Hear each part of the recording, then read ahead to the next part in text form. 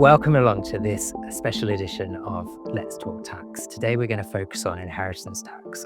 We saw a lot of changes announced in last year's budget, and we have seen further speculation almost on a daily basis about how inheritance tax might change in the budget this November.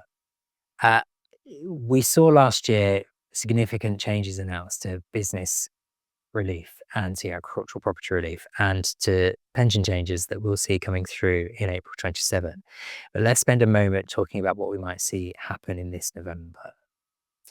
I think this year we may see discussion and changes around lifetime giving.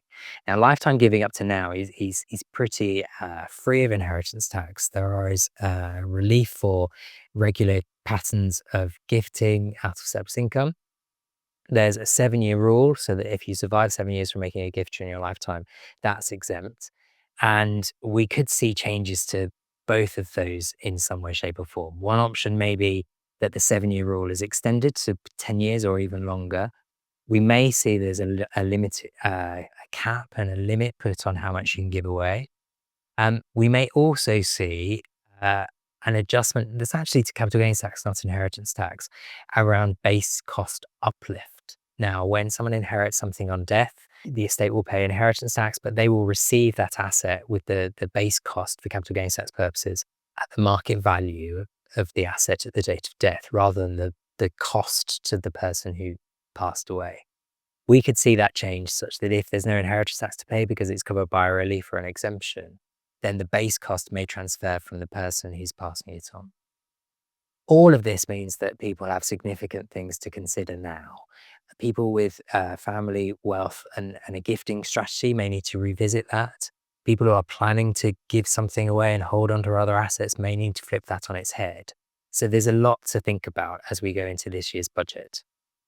As I said, Nick, one of the things that was announced last year were the changes to pensions and the IHT position for those from April 27. Do you want to pick up on that?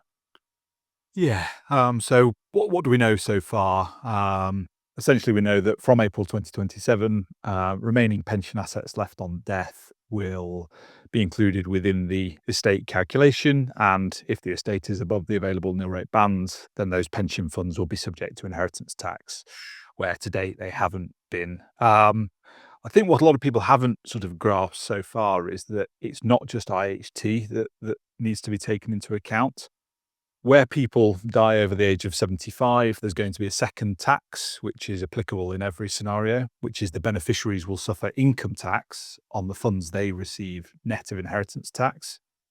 And then probably even less talked about is the residence nil rate band implications. So we're not completely sure on this, but we're quite confident that where the pension funds take an individual estate above 2 million, that will lead to the loss of some of the individual's residence nil rate band.